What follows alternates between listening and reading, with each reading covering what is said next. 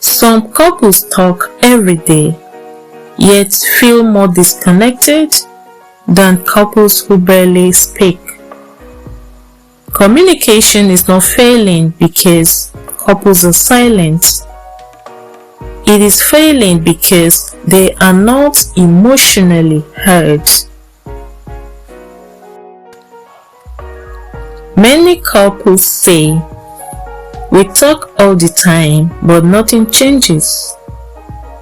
The issue is not the amount of conversation, but how communication happens and what is being protected during it.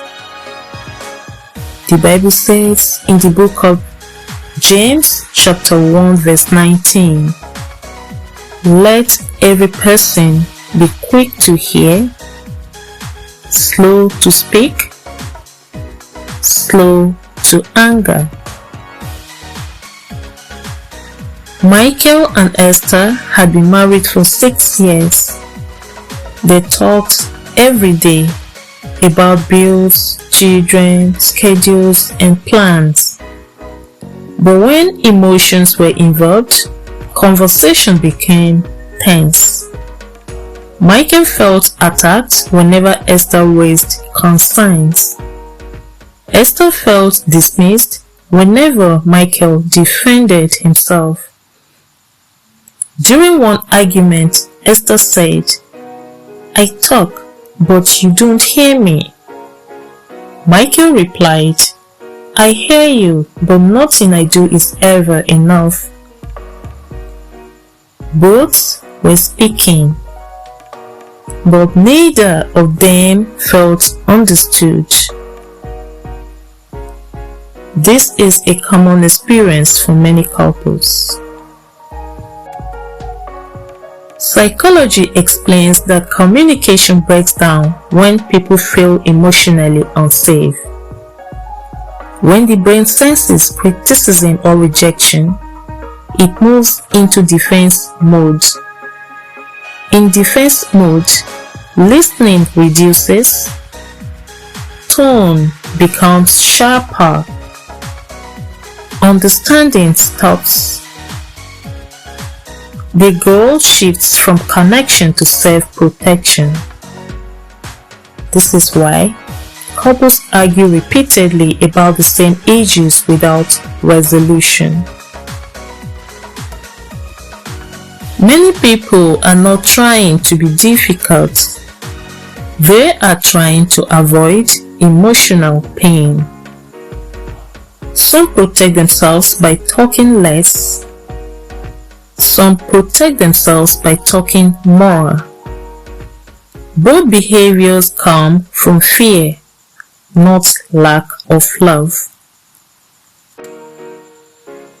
In counseling, couples learn that communication is not about winning a point. It is about understanding emotional needs.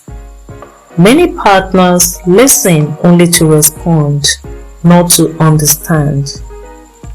Healing communication begins when partners stay present, lower defenses, seek clarity before reacting.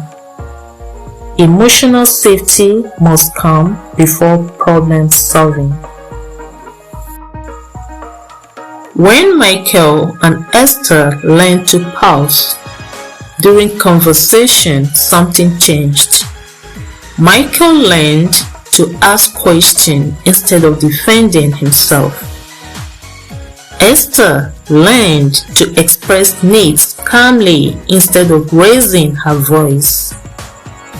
Understanding between them improved.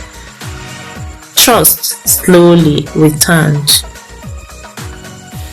A gentle answer turns away wrath, but a harsh word stirs up anger. Proverbs 15 verse 1. As you reflect on your communication, practice these steps. Ask yourself if you feel safe in that condition. Focus on understanding before responding. Speak needs clearly without blaming. Communication can heal when understanding is restored. Please share your thoughts in the comments. You are welcome to message privately if you need support. Please like, subscribe and share this video. Episode 3 will explore unmet emotional needs and how they affect intimacy. Thank you for watching.